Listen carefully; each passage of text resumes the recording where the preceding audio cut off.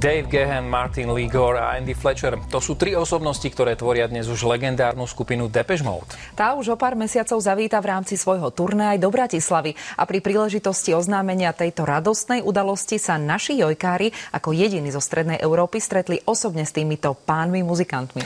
Sledujte, čo im Depešáci všetko porozprávali. Hi, I'm Dave Gahan from Depeche Mode and you're watching Novini on TVO. Dámy a páni, ako jediný v Strednej Európe vás osobne pozdravil Dave Gahan, líder skupiny Depeche Mode.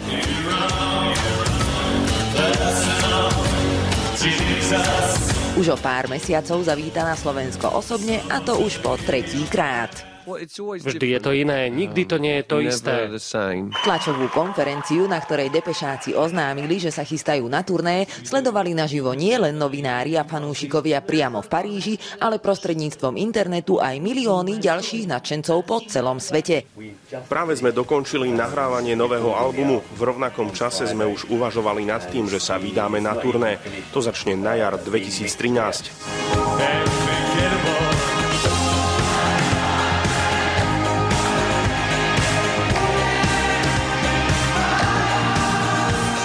Nečakajte, že na turné budeme hrať iba veci z nového albumu. Musíme myslieť na publikum, ktoré je rôznorodé.